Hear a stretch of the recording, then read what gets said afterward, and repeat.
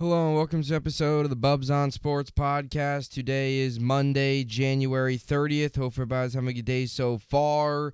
Hope everybody enjoyed their weekend. It was a very exciting weekend in the world of sports as we had the two conference championship games yesterday, and it's going to be the Eagles and the Chiefs in Super Bowl 57 down in Arizona, and for the right to hoist the Lombardi. We will find that out here in 13 days. So we now get no football this week, and then we'll have a week leading up to the Super Bowl with a lot of content, a lot of talk, a lot of conversation, a lot of previews. And then, 2 weeks from now, we'll, this time, 2 weeks from today, we'll be talking about the winner of the Super Bowl and whoever's hoisting the Lombardi, and then getting ready for the offseason. It's crazy how fast the season has flown by. It's crazy to think that, yesterday was the last time this season that we got multiple games on.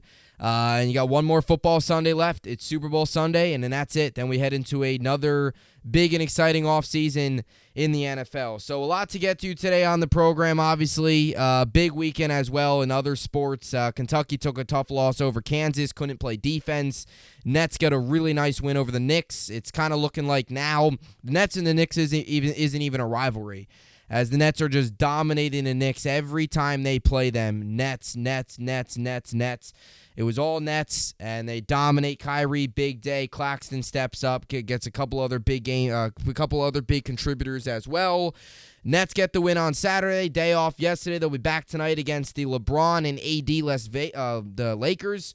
LeBron, AD will not be good to go, so it'll be the Nets not at full strength versus the Lakers not at full strength. So Lakers are on a fun of a back-to-back. They'll be having their guys, most likely LeBron and AD will be in action tomorrow as they'll visit the Knicks. So LeBron and the Lakers make hit New York here with Brooklyn coming up tonight, and then the Knicks on Tuesday tomorrow night. So a lot to get into here today. Knicks have the day off. Rangers, Isles do as well. It's Nets, Lakers tonight. But today's going to be a recap day. It's a football recap Monday show. We'll get into the Niners-Eagles game. We'll get into the Chiefs-Bengals, break those two games down, and get you ready for Super Bowl 57 at State Farm Stadium down in Glendale, Arizona, and looking forward to it. Obviously, Super Bowl is always exciting no matter who the two teams are. Always exciting.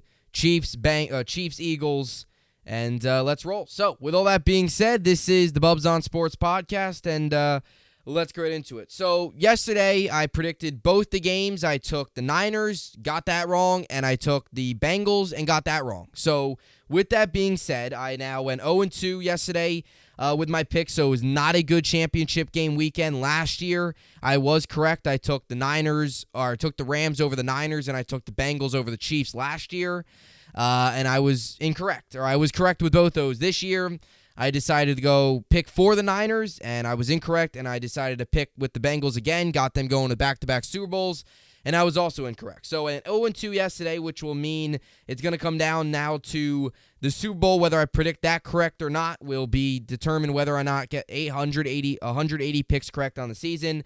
My overall record now is 179-104, and my overall playoff record is now 9-3. I went 6-0 wild card weekend, 3-1 divisional round, and I went 0-2 yesterday. So 9-3 overall, still not a bad record, but now I got to predict the Super Bowl correct in order to get to 180 correct picks, and I haven't predicted the Super Bowl correct in 2 years. I took the Chiefs over the Bucks, and then last year I took the Bengals over the Rams. The last time I correctly picked the Super Bowl was in 2020, prior to the COVID stuff. 2021 Super Bowl actually, the 2020 Super Bowl, prior to the COVID stuff happening. I took the Chiefs over the Niners. Got that correct. Then I got the Chiefs, Bucks wrong, and I got last year's Super Bowl wrong as well. So hopefully this year I predict the Super Bowl correctly, and we get to our 180 correct picks on the year, which is where I stood last year. Right now, 179-104 overall. But now let's get into the game. So obviously we started out yesterday. I mean, both games yesterday. Look, the first game, it was a blowout. Purdy going down definitely, I think took the energy out of the game a little bit. We had high expectations for that game. I mean, I think we were all looking forward to seeing what Purdy looked like on the road. This Eagles team against a really good defense, which they didn't face really against the Giants, a much more talented team. There was a lot of really good storylines going into that game. And the bottom line, it was just a blowout. It was a beatdown. Niners didn't have a quarterback. Eagles did what they needed to do. They feasted all over them. And then you go to the Bengals game, and it was close. It was good, and a lot of penalties, a lot of mistakes were with the Bengals. But I got to start off with saying this. I just want to start off by saying this. New York sports and Philly sports, they don't like each other, right? Nets fans, 76ers fans don't go well. Not really Jets and Eagles, but mostly, the Eagles have crushed the Jets. So as a Jet fan, the Eagles have caused us a lot of pain. We haven't beaten them ever or forever. We don't beat the Eagles, other than in the preseason this year. But Giants fans hate the Eagles, right? And Flyers, Rangers fans, Flyer Islanders fan, they're in the Metropolitan. You don't like them. You don't root for the Flyers. Yesterday, the Empire State Building was lit up in green and white after the Eagles beat the Niners. The Empire State Building in New York City. And I want to start off with this, and I'm going to be quick because this has nothing, it has something to do with the game, but I'll get into the game and get into what took place.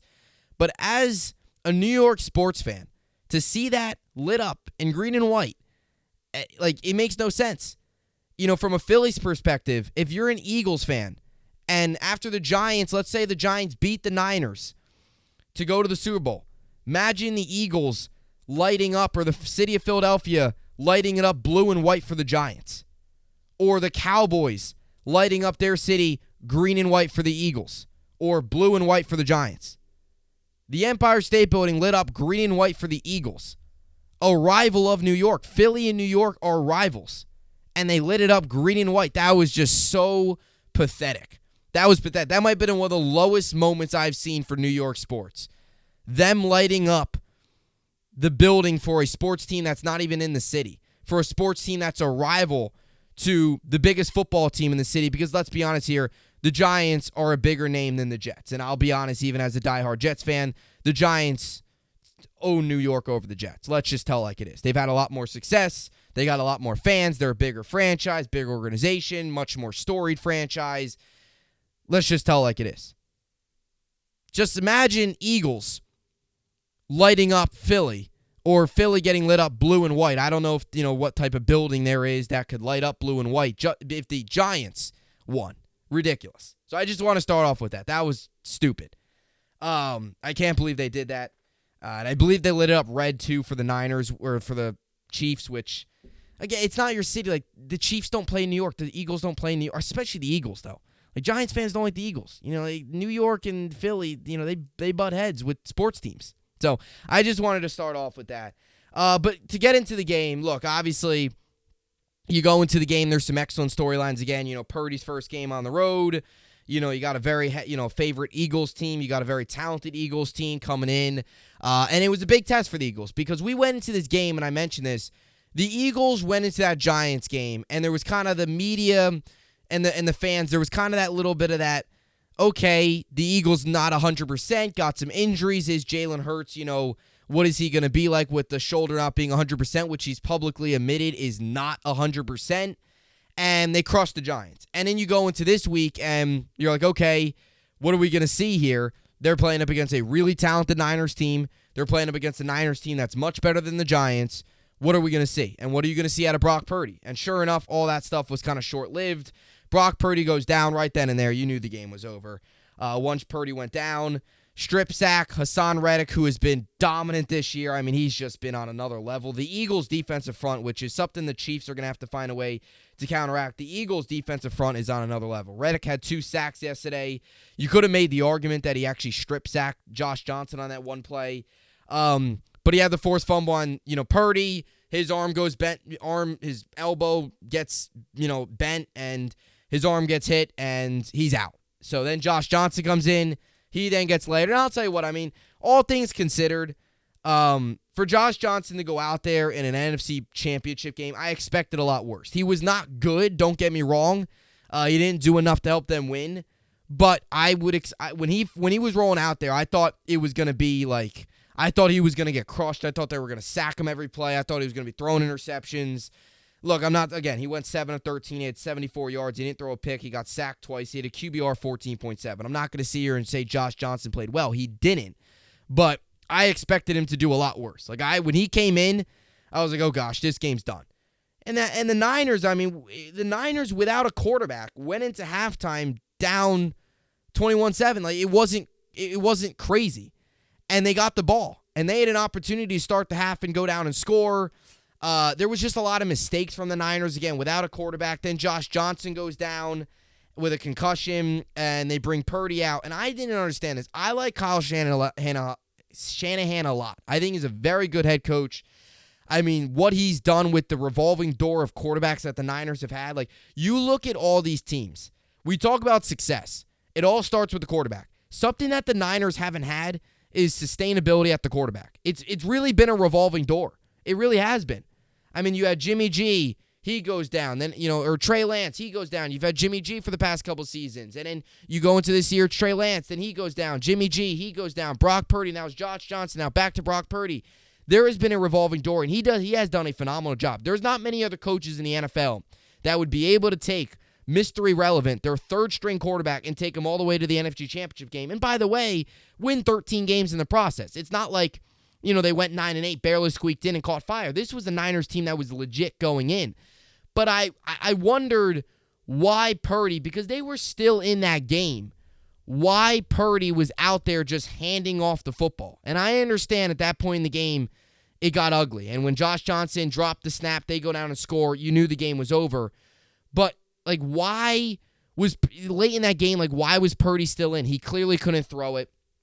I would have liked to see, Christian McCaffrey out there much earlier as a jet sweep. They were running the ball every play. The Niners were running the ball literally every play. And I go back to this 4th down and 2 that they had.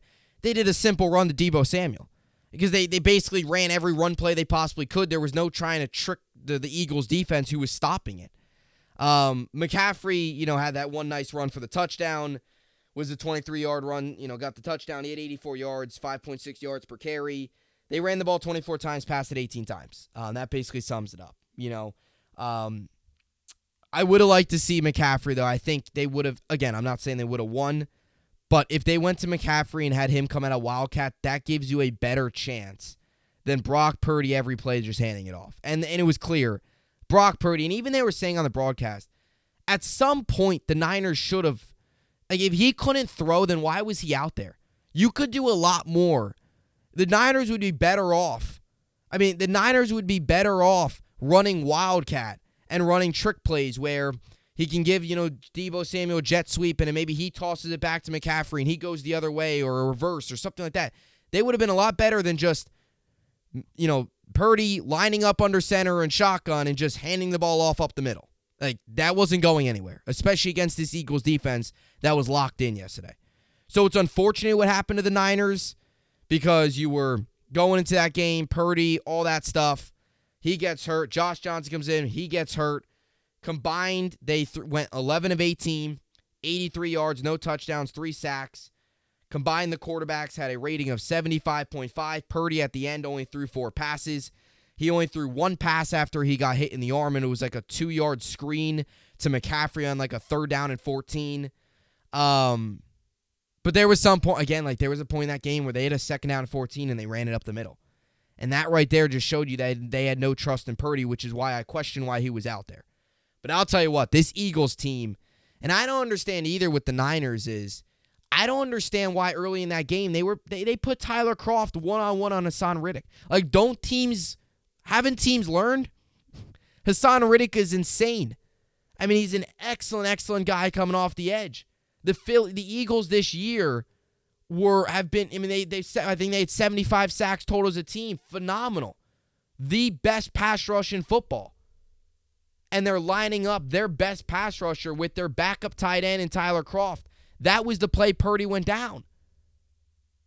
And we talked about that going in and being a concern, and they did nothing. So, again, I look at this game and I say the Niners did get hurt with the injuries. No doubt about it. Don't get me wrong.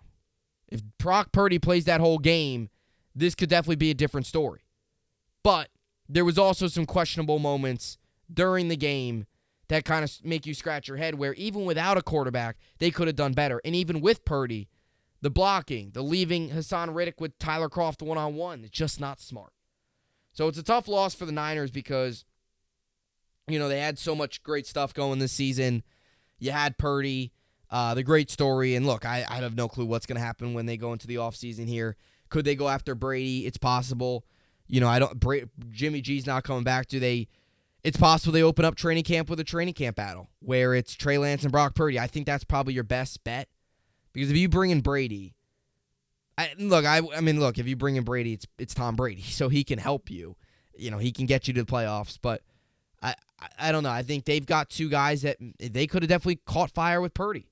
I know it's crazy to think that a mystery relevant could be your franchise quarterback, but we've seen guys that aren't the high first overall, first round picks succeed in the NFL, and could Purdy be that guy? I think the smartest move for the Niners would probably go, you got two young quarterbacks on your hand. Work with them. And training camp. Bring them in, battle it out, and whoever wins the job is the starter. And whoever loses it, you feel good about them being a backup because you've got two young guys. But I just hope with the Niners they don't approach this and just give Trey Lance the job next year just because he's got the higher draft pick. And I felt like the Jets did that with Mike White. They gave Zach Wilson the job. They gave him, they handed him the job. They never really gave Mike White a chance, even when Zach went down because of the draft status. And Joe Flacco was also a veteran and won a Super Bowl and all that stuff. With Mike White being drafted in the 5th round, he was regarded differently around the team. I just hope the Niners don't take that approach and say, oh, Trey Lance first round pick. He's our starter. Just because he's a first round pick. But if Trey Lance did this, he would be your starter next year guaranteed. So just that's my only thing. And from an Eagles perspective, look, a phenomenal performance. I mean, they went out and they did what they needed to do. The Eagles' path to the playoffs. I'm not saying it's easy because it's the NFL teams. You got to beat NFL teams, but they beat who they had to beat. They got the first round bye. They earned the first round bye. They won 14 games in the regular season. You get the easiest path. They got 2 games at home. They beat a Giants team that they were much more talented, and they beat a Niners team without a quarterback. But here's my thing.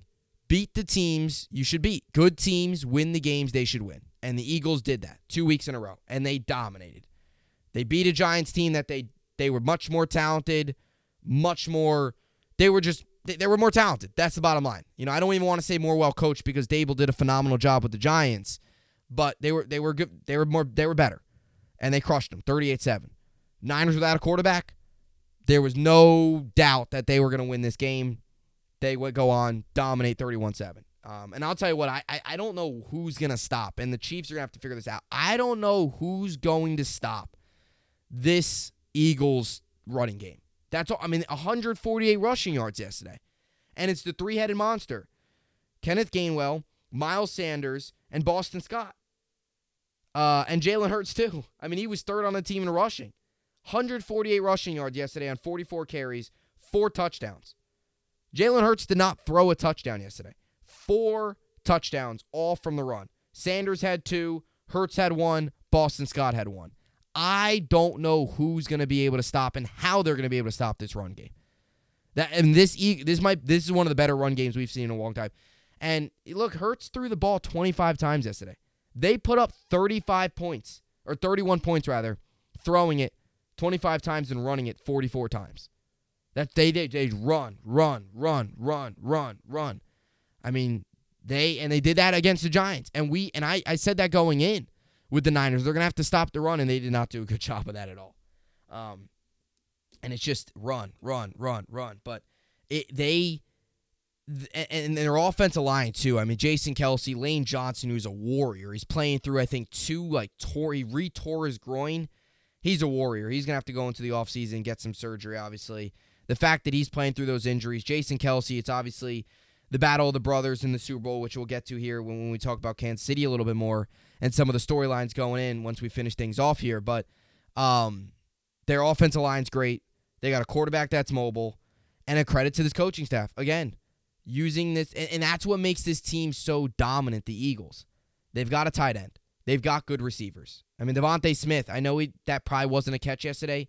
The fact that he was still able to go up with one hand and get that on a 4th down was unreal. Great play by him. They've got Devontae Smith. They've got A.J. Brown. They've got 3 very good running backs. They've got a good tight end. They've got a very good quarterback. They've got an insane pass rush. This Eagles team is pretty close to perfect. They really are. There's not many holes.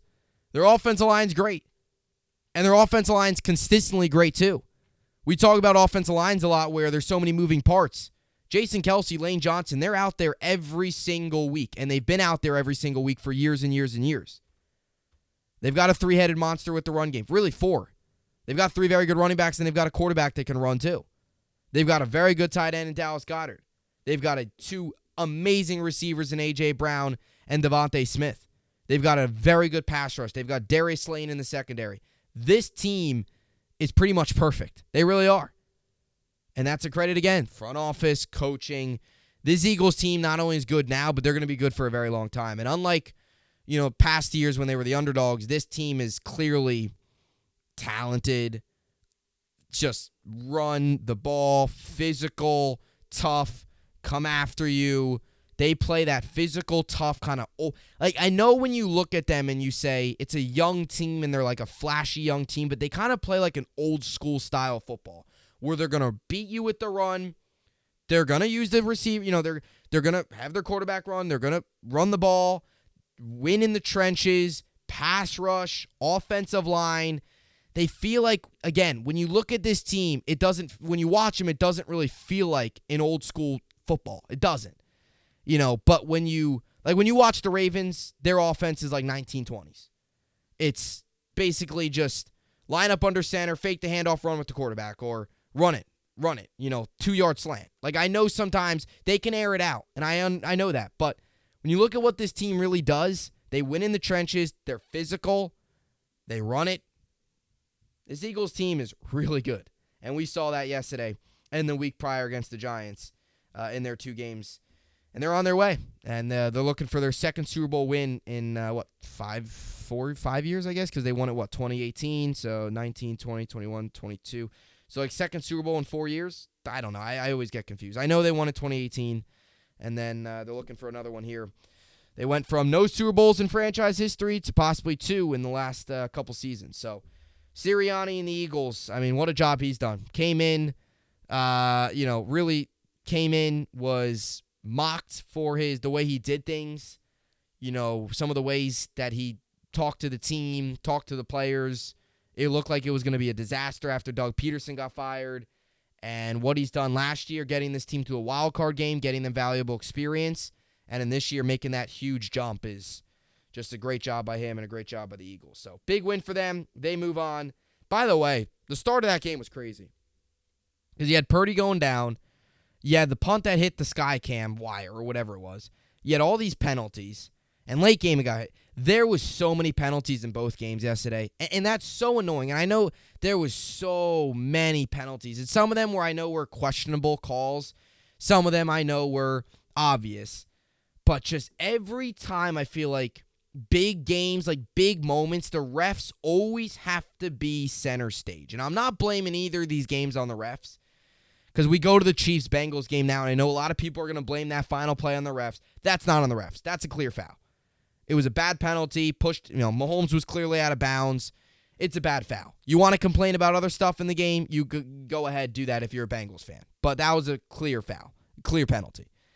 But there's so many flags in both these games. It was like every play, flag, flag, flag, up, flag, flag, flag. So many penalties, and it was so frustrating as a football fan trying to sit there and watch. Both these games at times lacked rhythm because there was just so many stoppages of play and so many flags. 10-yard run, 10-yard play, flag. Get off the field on fourth down, flag. Bengals game, you had the play where it was 3rd down and 9, and then the ref stopped the play, or mic wasn't on, so he didn't. And they had to redo the play again. They were always getting involved. But now to that Niners-Bengals game, or Chiefs-Bengals game, rather. Chiefs get the win 23-20 and take down the Bengals. And exactly January 30th, so a year ago today, was actually when the Bengals went to Kansas City and beat down the Chiefs. And now 1 year later, Chiefs defeat the Bengals. Back-to-back years, you got a Bengals-Chiefs AFC Championship game in Kansas City. And this time, the Bengals come out of it losers, and the Kansas City Chiefs are going to the Super Bowl. And they look to third Super Bowl appearance with Mahomes. They look to win their second with Mahomes. Obviously, won it their first year against the Niners, lost to the Bucks the year later. Now they're back here, looking to defeat the Eagles here in Super Bowl 57. I mean, look, I know there's a lot of people today blaming this game on the refs, and as much as I sit here and again agree, the Bengals made a lot of mistakes in this game. They did. I mean, specifically the last play, obviously, or second to last play, when you have Ossie, or I think that's how you pronounce his name, push Mahomes out of bounds when he was already out of bounds. Got hurt on the play too, and he was clearly upset. And you feel for him because big game like that, he's going to replay that play in his head for the entire offseason. And depending on how the rest of his career goes, he might play that back in his head. If he doesn't go on to win a Super Bowl as a player, he might play that back in his head as the potential deciding thing. And look, nobody wants to end the Super Bowl or end the AFC Championship game on a penalty. It was a 45-yard field goal. Without that penalty, it's probably 50-plus yards. It makes things a whole lot interesting. I'm not saying Butker, who's a good kicker, wouldn't have made it, but it would have made things a whole lot more interesting than a 45-yarder. It also seemed like with that penalty, the momentum just got sucked right out. They got sucked right out of the Bengals and everything. The stadium erupted. Probably gave Butker some confidence knowing that he's only got to kick like a 45-yarder now. A lot of things could have happened. But I question the Bengals' play calling a little bit at times in this game. I mean, Burrow yesterday, look, he made had the 2 interceptions. The one was deflected. I'll tell you what about Burrow, and I really like Burrow, and I like the Bengals a lot. But I know he threw 2 interceptions yesterday, but some of the throws he makes, he is so accurate. I mean, he is unbelievable. Some of the throws that he makes, it's unreal. It really is pretty special. I mean, he's got a bright future, and the throws that he was making yesterday, that one to Jamar Chase, the one to T. Higgins, the one to Jamar Chase, I believe was on 4th down and like 6. The one to T. Higgins was the touchdown. There was that one to Hurst in the corner of the end zone, which Hurst didn't catch. It was a good play by the defense, got his hand in there. But even that was a perfect ball. Very accurate. And I know he threw 2 interceptions. I'm not going to sit here and praise Burrow when he did make some mistakes, but you got to praise him a little bit because some of the throws he makes are really, really, really special. I mean, they really are. But I question the play calling a little bit because the one play, 4th down and 6, they threw a double coverage downfield to Jamar Chase, and nobody was open. So that took some balls by Burrow to step up in the pocket, deliver a very nice throw to Chase. He caught it, get it. That was a big play for the Bengals. But late in that game, when they had 4th down and 2, it was 3rd down and 2, then 4th down and 2. They needed 2 yards, and they threw it deep twice. And I didn't understand that. And I believe the second one was the interception, and I didn't get that. You need 2 yards, and I hate when teams do that. When you need 2 yards and you throw it 20 yards downfield back-to-back plays, it makes no sense. Sure, when you know it's 4-down territory, 3rd down and 2, you want to take a shot? Okay, I'm fine with that. But 4th down and 2, you should have maybe a running back running an underneath route, have a slant, maybe have one guy one-on-one, on the outside going deep if he can, break a move and get open, sure. But it shouldn't be anything crazy. It should be like 2 guys on a slant, maybe a tight end on a comeback, and a running back, running out and just kind of as an emergency route and seeing if you can get it out to him and make a kind of a check down and make a quick move. But I don't get that why teams. And again, I understand when you have Burrow and you have Jamar Chase and you have these talented guys, I understand it might seem, enticing to, 4th down and 2, throw it 30 yards downfield, but I never understood that. I didn't get that. So there was some questionable play calling. Again, the penalties definitely hurt. I mean, the one play by Eli Apple that it was 3rd down and 9, they got the sack, and Eli Apple had the holding, so they ran that back. It didn't come back to bite him. Eli Apple's not good. He talks a lot of trash, and he doesn't back it up. He really stinks. But if you're a Bengals fan and you're the Bengals, you got to take all the trolling coming your way. That's what happens when you dish it out. When you go on the road and you give you give the home team any little bit of fuel, if they utilize that fuel and they go on and win, it's going to come back to bite you. And the mayor today is getting hit hard. Burrowhead, for Arrowhead is getting hit hard. And rightfully so. I mean, they talked a lot of trash, and they went on the road and didn't win. So it's a tough loss for the Bengals. Definitely some mistakes. As much as, a lot of people look at this game and say, some of the penalties were really bad. There was some questionable plays by the Bengals. There really was. There was some times where they had Mahomes, and there was also some plays too. I mean, that's where we go to Mahomes. Mahomes is unbelievable. I mean, when you watch him, every game you watch, he's doing something just special. And I was watching the game yesterday, and I was talking to somebody, and I was like, every time the Chiefs or every time the Bengals had any type of pressure on Mahomes, it seemed like he escaped. He got sacked 3 times. Oh, by the way, another thing. Bengals got to figure out the offensive line. They've got to. Burrow getting sacked 3 plays in a row early in that game. They've got to figure out that offensive line. Same issue occurred last year, and it got exposed in front of everybody, even non-football fans in the Super Bowl. They go into the offseason, they fix it up a little bit, it's still a train wreck. They need to go into this offseason and figure out the offensive line. You have your weapons. You have your quarterback. Your defense is good. Maybe find another corner than Eli Apple. But your number one priority has got to be to get the offensive line figured out. You can't win a Super Bowl getting sacked 5 times. You just can't. They need to figure out this offensive line. They really do. And I was talking to somebody, if the Bengals won yesterday, you would have had to really, really hope Burrow, didn't get crushed against Philly. That pass rush against that offensive line, it could have been really ugly. We're talking 8 sacks. Hassan Reddick, 77 on the Bengals, I forget his name, was getting burnt every play.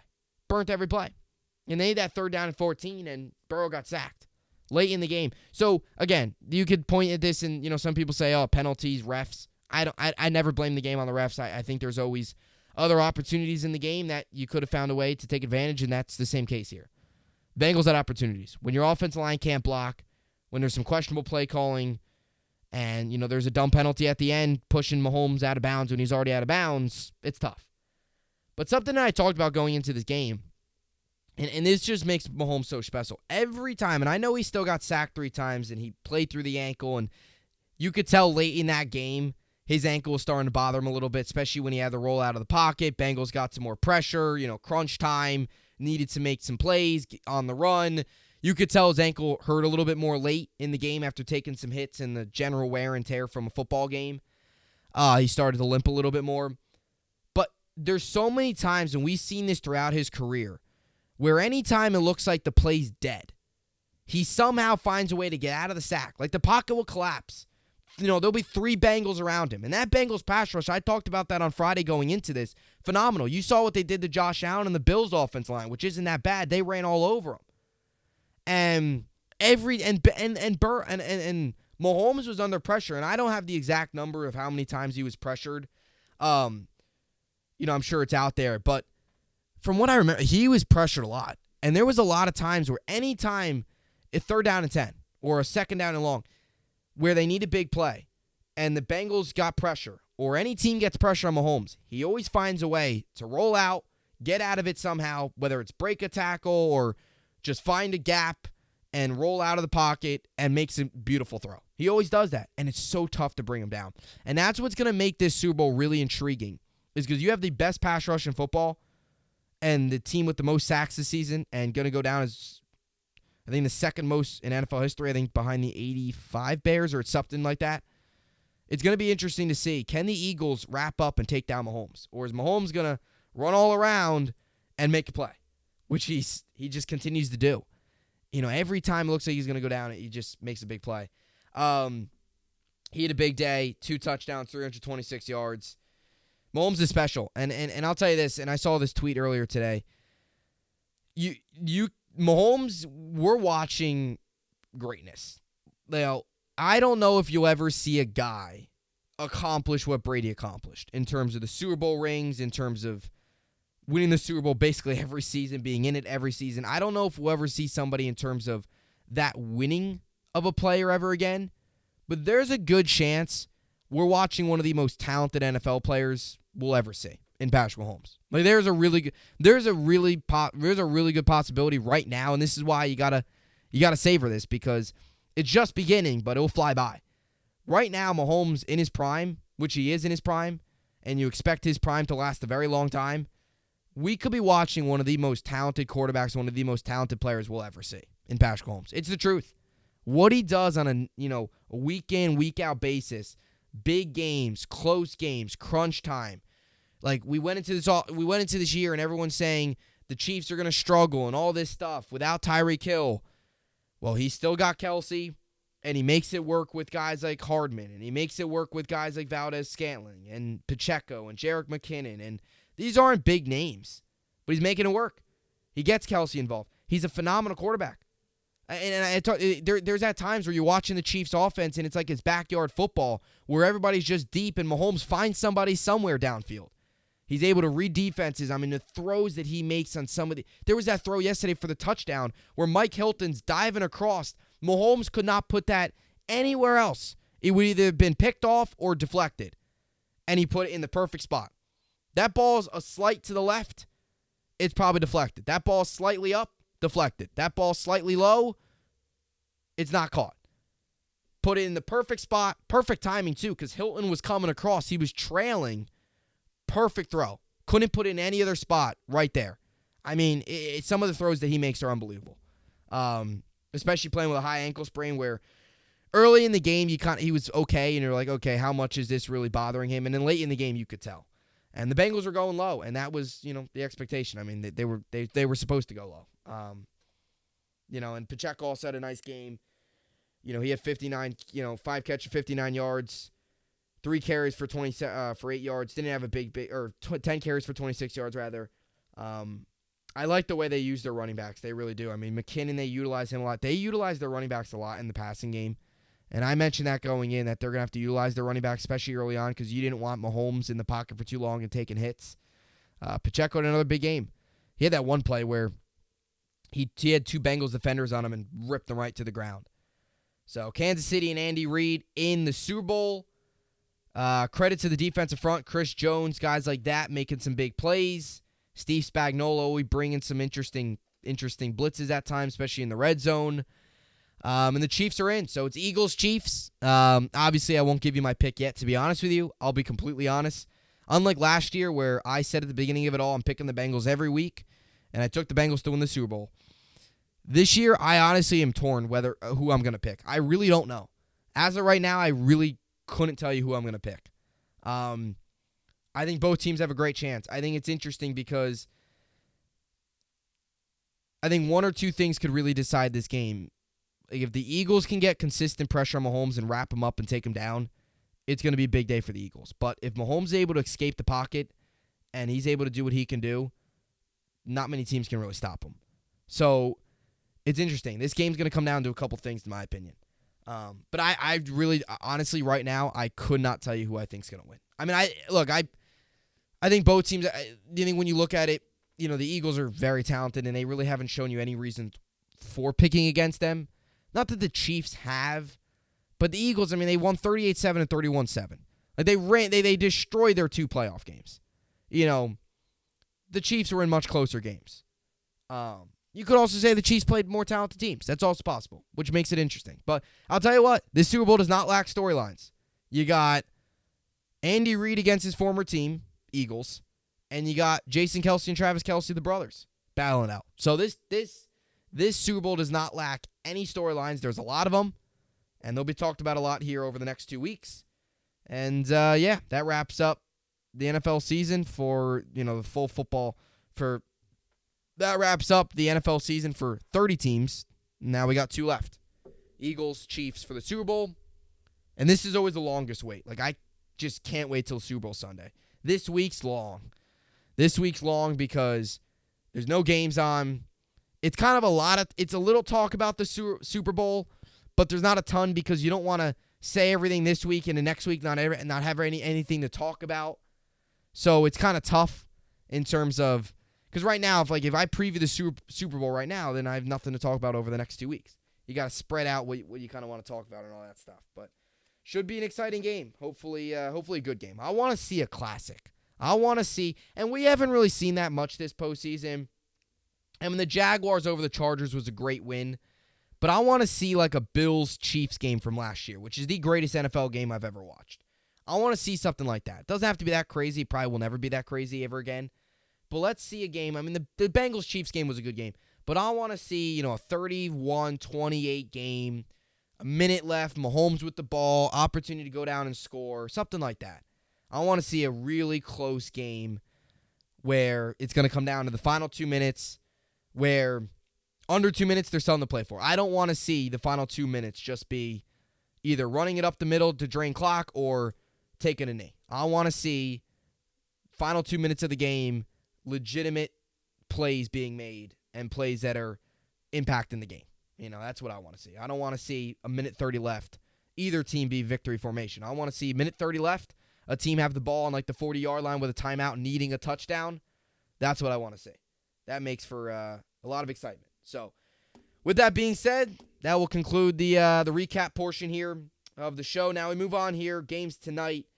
Got some NBA games on tonight. You got the Sixers, Magic, Kings, Timberwolves, Warriors, Thunders, Wizards, Spurs, Pistons, Mavericks, Raptors, Suns, Hawks, Trailblazers. And you got the Nets, Lakers tonight at Barclays. Nets looking for their second straight win. In the NHL, you got the Jets and the Blues, both New York teams off tonight. And in college basketball, you got Syracuse, Virginia, Texas, Baylor, Iowa State, Texas Tech. Kentucky took a tough loss over the weekend against Kansas. No defense whatsoever. Could not defend the pick and roll at all. So a tough loss, obviously, for Kentucky. And a big game that if they would have won, they would have really put themselves on notice again. But a tough loss, so they got to keep getting better. They got to improve. Pick and roll defense was awful. They could not defend the pick and roll at all. So that was tough. But, yeah, that will do it. So Eagles, Chiefs, Super Bowl 57. If you want, comment down below who you got winning it all. If you've made your decision yet, to be honest with you, I have not made my decision yet. I really don't know. Again, I think both teams have a great chance. If the Bengals were in, I would have 100% be picking the Bengals because I predicted them from the start, so I wouldn't have gone against my prediction. But with the Chiefs in it here and the Eagles, it definitely makes it interesting. And, again, just hoping for a good Super Bowl. So stay tuned. A lot more content coming as the Super Bowl comes around the corner. We'll have a lot of Super Bowl talk, a lot of Chiefs, Eagles, and who knows? Maybe we get an Aaron Rodgers to the New York Jets trade this week. Who knows? It's possible. But after the Super Bowl, that's when things will really start to ramp up, where you'll get the trades, you'll get free agency, you'll get all the rumors. Like the first couple weeks after the game, or the first couple days after, you'll have your recap obviously on Monday, and then like 2-3 days later, it's like, okay, the offseason is officially here for every team.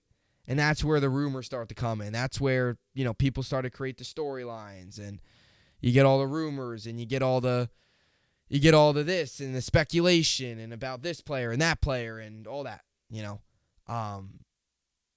So it's always interesting those couple days after the Super Bowl. That's why you got to enjoy getting ready for this game, because after this, no games until preseason begins again in August. So got to enjoy it. So that will do it for the podcast here today. As always, stay tuned. A lot more content coming. And, as always, hope you enjoyed it. And thanks for watching.